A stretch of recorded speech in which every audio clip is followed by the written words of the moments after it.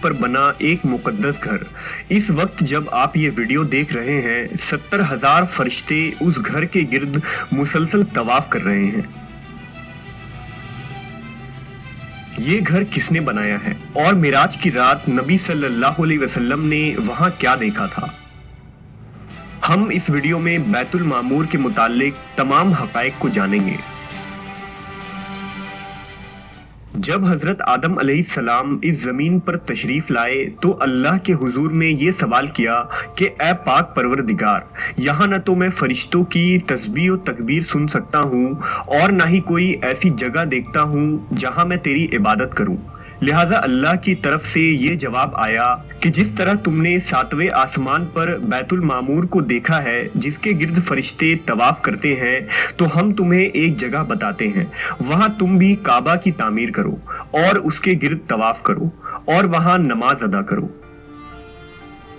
حضرت جبرائیل علیہ السلام نے حضرت آدم کو وہ جگہ دکھائی اور وہاں اپنے پر مار کر 7 زمینوں کی بنیاد ڈال دی، پھر چاروں طرف سے دیواریں بلند کر دی۔ اس خانہ خدا کی تعمیر نو حضرت نوح علیہ السلام نے کی اور پھر حضرت ابراہیم علیہ السلام نے اس کی تعمیر کو مکمل کیا، جسے آج ہم خانہ کعبہ کہتے ہیں۔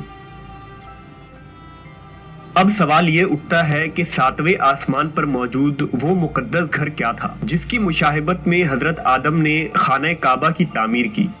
دراصل بیت المعمور کے معنی آباد گھر ہیں۔ یہ دراصل فرشتوں کا کعبہ ہے جو 7ویں آسمان پر کعبۃ اللہ کے عین اوپر ہے۔ فرشتے اس گھر کا طواف کرتے ہیں۔ بیت المعمور زمین اور آسمان کی پیدائش سے 50,000 سال پہلے تخلیق کیا گیا۔ روایتوں کے مطابق ہر روز 70,000 فرشتے عبادت اور طواف کے لیے آتے ہیں اور ایک دفعہ طواف کے بعد ان کو قیامت تک دوبارہ موقع نہیں ملے گا، اور اس طرح ہر روز نئے 70,000 فرشتے آ جاتے ہیں۔ حدیث میں ہے کہ جب نبی صلی اللہ علیہ وسلم معراج کی رات آسمانوں کے سفر پر گئے تو آپ کا گزر بیت المعمور کے پاس سے ہوا۔ آپ نے دیکھا کہ حضرت ابراہیم علیہ السلام بیت المعمور پر ٹیک لگائے بیٹھے ہیں۔ روایت یوں ہے کہ نبی صلی اللہ علیہ وسلم نے فرمایا، پھر مجھے 7ویں آسمان پر چڑھایا گیا۔ وہاں ایک ادھیڑ عمر کے بزرگ بیت المعمور کے دروازے کے قریب ایک کرسی پر ٹیک لگائے تشریف فرما تھے۔ ان کی شکل نبی صلی اللہ علیہ وسلم کے مشابہ تھی۔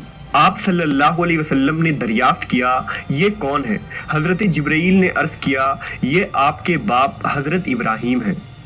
ابن ابی حاتم کی روایت کے مطابق رسول اللہ صلی اللہ علیہ وسلم نے فرمایا کہ آسمان میں ایک گھر ہے جسے معمور کہتے ہیں جو کعبہ کے سمت میں ہے۔ 4تھے آسمان میں ایک نہر ہے جس کا نام نہر حیوان ہے۔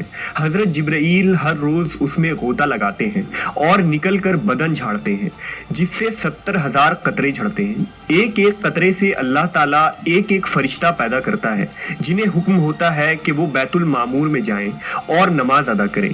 ان فرشتوں کا ایک سردار ہوتا ہے جسے حکم دیا جاتا ہے کہ انہیں لے کر کسی جگہ کھڑا ہو جائے، پھر وہ اللہ کی تسبیح کے بیان میں لگ جاتے ہیں۔ حضرت امام علی علیہ السلام سے ایک شخص نے پوچھا کہ بیت المعمور کیا ہے؟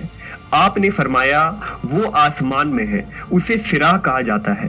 یہ کعبہ کے ٹھیک اوپر ہے۔ جس طرح زمین کا کعبہ حرمت کی جگہ ہے، اسی طرح وہ آسمان کا کعبہ ہے۔ ہر روز اس میں 70,000 فرشتے نماز ادا کرتے ہیں، لیکن جو آج گئے ہیں ان کی باری قیامت تک دوبارہ نہیں آئے گی، کیونکہ فرشتوں کی تعداد ہی اس قدر ہے۔ روایتوں کے مطابق معراج کی رات بیت المقدس میں تمام انبیاء کرام اور مرسلین نے نماز پڑھی اور بیت المعمور میں تمام انبیاء اور پچھلی امتوں کے ایمان والوں نے نبی صلی اللہ علیہ وسلم کے امامت میں نماز ادا کی۔ جب نبی صلی اللہ علیہ وسلم بیت المعمور کے قریب گئے تو وہاں کچھ فرشتوں کو دیکھا، کچھ رکوع میں تھے، کچھ قیام میں تھے، کچھ سجدے میں گرے تھے۔ آپ صلی اللہ علیہ وسلم نے حضرت جبرائیل سے دریافت کیا کہ یہ کیا کر رہے ہیں؟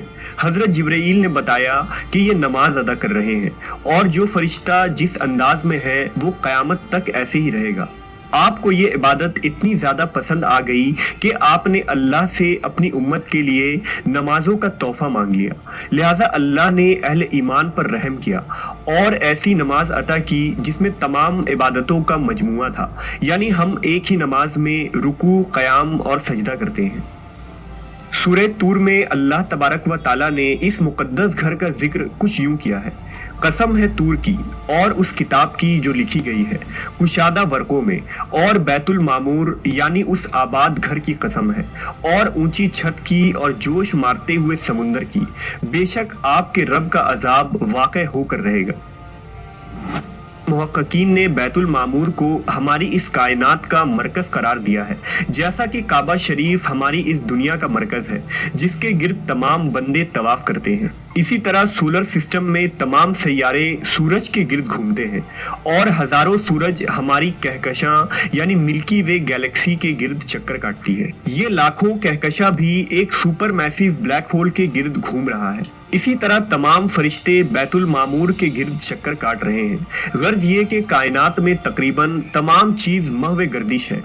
بے شک اللہ نے اس کائنات کے نظام میں ہمارے لیے توحید کے پیغام کو کھول کر رکھ دیا ہے کہ انسان کی زندگی کا بھی ایک مرکز ہونی چاہیے جس کے اصولوں کا اسے پابند ہونا ہے۔